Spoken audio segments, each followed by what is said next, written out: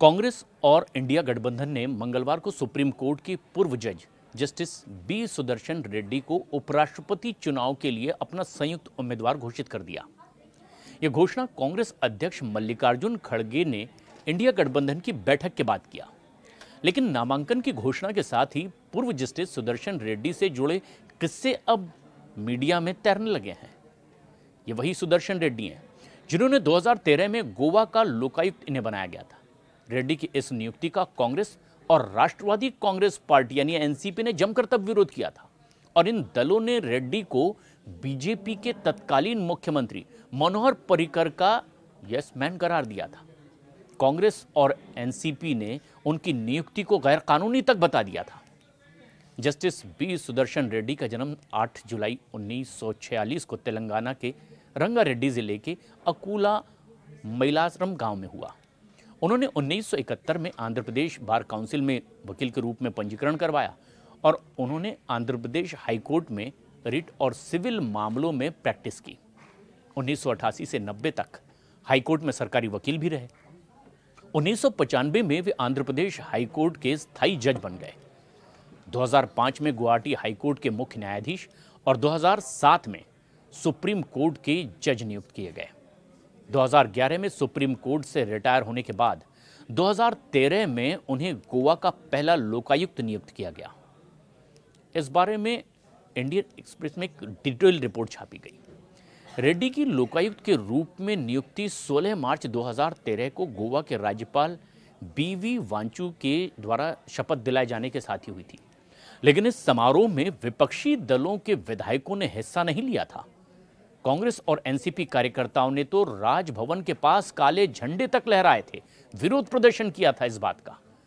उनका आरोप यह था कि रेड्डी को पर्रिकर ने अपने खास व्यक्ति के रूप में चुना है। सामाजिक कार्यकर्ता और वकील एयर्स ड्रोग्निक्स ने तो रेड्डी की नियुक्ति को बॉम्बे हाईकोर्ट की गोवा बेंच में चुनौती तक दे दी थी। रोड्रिक्स ने एक अहम बात भी कही कि मैंने हाईकोर्ट में याचिका दायर की थी क्योंकि रेड्डी की नियुक्ति पारदर्शी तरीके से या कानून के मुताबिक नहीं की गई थी। उन्होंने गोवा छोड़ने का ये तरीका ये साबित किया कि उन्होंने सार्वजनिक जीवन में ईमानदारी और जवाबदेही की कमी भी थी। हालांकि हाईकोर्ट की ने याचिका खारिज कर दी थी और कहा था कि नियुक्ति प्रक्रिया में कोई भी खामी हमें नहीं दिखाई दी, निजी कारणों को छोड़ दिया जाए। और ये पद जस्टिस रेड्डी ने शपथ लेने के बाद अपनी बात कही कि मैं गोवा के लोगों की सेवा करने के लिए आया हूँ। अपनी 42 साल की न्यायिक प्रक्रिया के अनुभव के साथ ये सेवा मैं आगे करता रहूँगा और इसमें कोई भय, पक्षपात या दुर्भावना बिल्कुल नहीं होगी। उन्होंने भ्रष्टाचार को खत्म करने का वादा भी तब किया था, लेकिन उनकी ये पारी केवल 7 महीने तक ही गोवा में चल पाई थी और अक्टूबर 2013 में निजी कारणों का हवाला देते हुए उन्होंने अपने पद से इस्तीफा दे दिया। इस दौरान लोकायुक्त ने गोवा में 2007 से 2012 के बीच कांग्रेस सरकार के कार्यकाल से जुड़े अवैध खनन घोटालों की शिकायतों की जांच शुरू की थी। जस्टिस एमबी शाह की अध्यक्षता वाली केंद्र सरकार की जांच समिति ने इस घोटाले में कई नौकरशाहों और खनन कंपनियों के अधिकारियों की संलिप्तता का भी खुलासा किया था।